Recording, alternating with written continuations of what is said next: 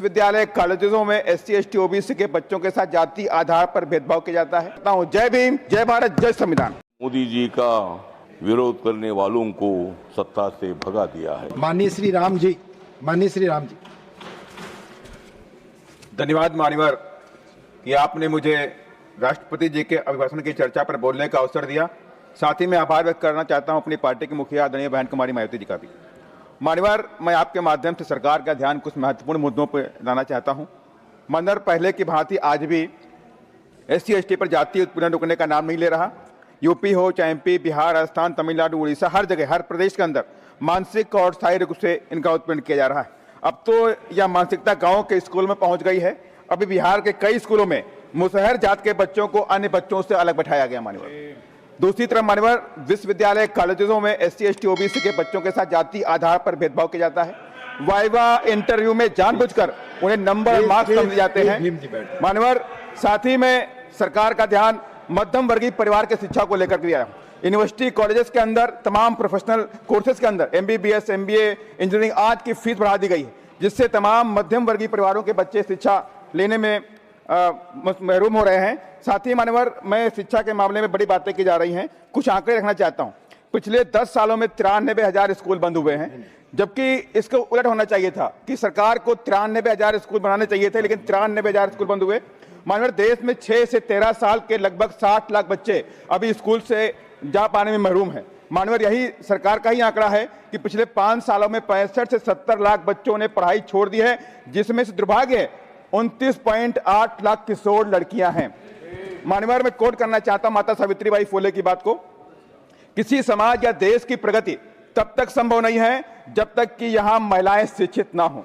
मान्यवर, इसी बात पे आगे बढ़ाते हुए मैं बाबा साहब डॉक्टर अम्बेडकर की बात को कहना चाहता हूं, शिक्षा ही समानता, सम्मान और सशक्त समाज की मजबूत नींव है। मान्यवर, आज देश के अंदर जिस तरह से पाखंड, अंधविश्वास की बात की जाती है, धार्मिक उन्माद की बात की जाती है, इससे देश नहीं चलने वाला, इससे देश बढ़ने वाला भी नहीं है। देश शिक्षा और साइंस पे ही चलने वाला है, उसी से बढ़ने वाला है। मान्यवर, मैं बात करना चाहता हूं सामाजिक न्याय की भी। सरकार ने बड़े ढिंढोरे पीटे कि सामाजिक न्याय हमने दिया है। मैं सरकार से रिक्वेस्ट करना चाहता हूं कि SC ST के प्रमोशन का बिल अभी पेंडिंग पड़ा है।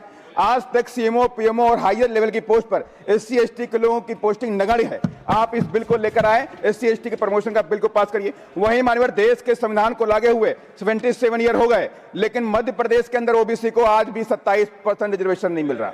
27% रिजर्वेशन नहीं मिल रहा वहां पर, जबकि आरक्षण हमारा संवैधानिक अधिकार है, कोई भीख नहीं है। इसको बाबा साहब डॉक्टर अम्बेडकर ने दिया था। मैं सरकार से रिक्वेस्ट करना चाहता हूं, मध्य प्रदेश के अंदर OBC को 27% रिजर्वेशन जल्द देने का भी काम किया जाए। मान्यवर, और साथ ही में आपका ध्यान बहुत ही इंपॉर्टेंट विषय के लाना चाहता हूं कि अभी चिंता का विषय है। मान्यवर, अभी हाल में समाचारों के माध्यम से जानने को मिला कि 43 महिलाएं मध्य प्रदेश से रोज गायब हो रही। कुल मिला के 55 महीनों में 60,000 बच्चे लापता हुए, जिसमें दुर्भाग्य मान्यवर है 48,000 लड़कियां हैं। 48,000 लड़कियां हैं मान्यवर। और अब दिल्ली में भी पिछले 27 दिनों में 807 लोग गायब हुए, जिसमें 191 बच्चे, 509 महिलाएं हैं। लगभग 54 लोग डेली लापता हो रहे हैं। माननीय मैं सरकार, आपके माध्यम से सरकार से रिक्वेस्ट करना चाहता हूं, आग्रह करना चाहता हूं देश के हित के लिए। मानवर, जो आप अपनी पुलिस को, अपनी इंटेलिजेंस को, स्टेट पुलिस को, रेलवे पुलिस को, आप सभी को अलर्ट मोड में कर दीजिए। आखिर ये बच्चे कहां जा रहे हैं, कौन है इसके पीछे है, कौन सा नेशनल और कौन सा इंटरनेशनल गिरोह एक्टिव है जो इन बच्चों को उठा रहा है और कहीं ना कहीं किधर लेके जा रहा है, इसकी छानबीन होनी चाहिए। मान्यवर, इन्हीं सब बातों के साथ मैं अपनी बात को खत्म करता हूं। जय भीम, जय भारत, जय संविधान। माननीय श्री रामदास अठावले जी।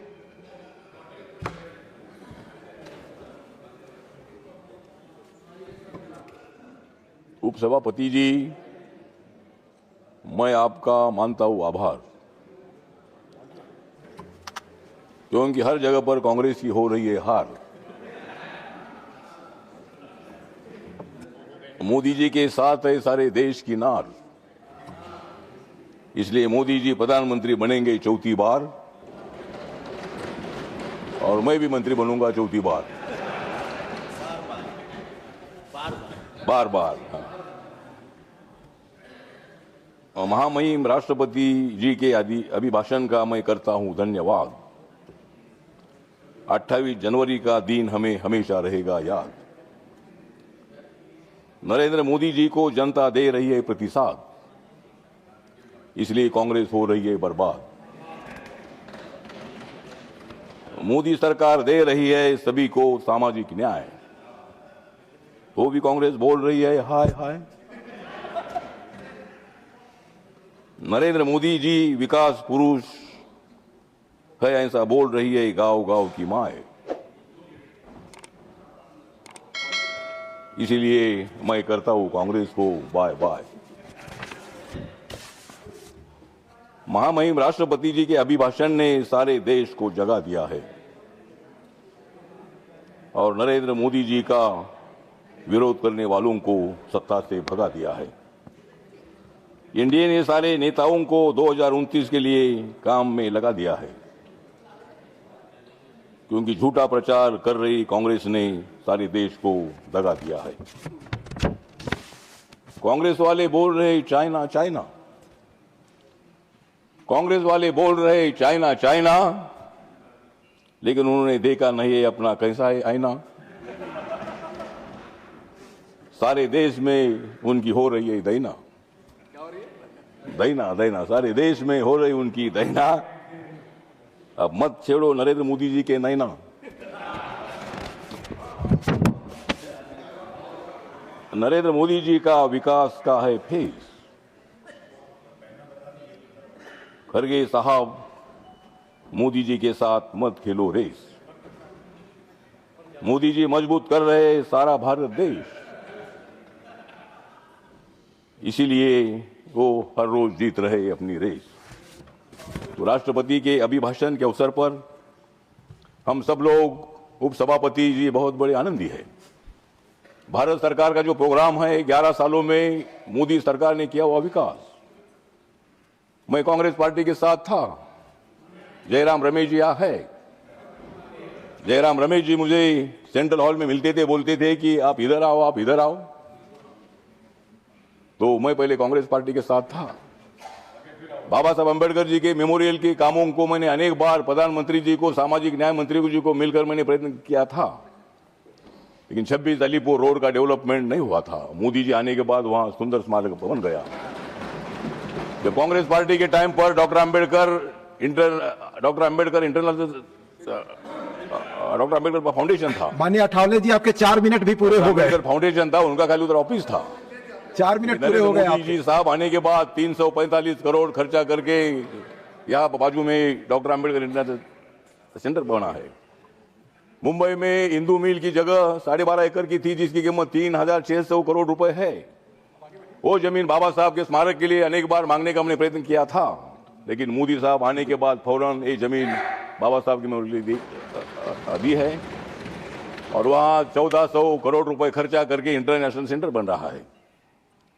तो कहने का मतलब इतना ही है कि कांग्रेस पार्टी ने कुछ नहीं किया, ऐसा नहीं है, लेकिन जितना करना चाहिए था उतना नहीं किया। लोगों का विश्वास उन्होंने नहीं जीता।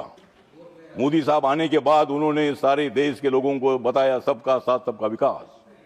140 करोड़ जनता मेरी परिवार है भूमिका उन्होंने रखी, लेकिन आज रोज ये लोग हंगामा कर रहे हैं। लोकसभा का काम नहीं हो रहा है, ठीक बात है, मैं लोकसभा में नहीं हूं आज, लेकिन जो हो रहा है वो अच्छी बात नहीं है।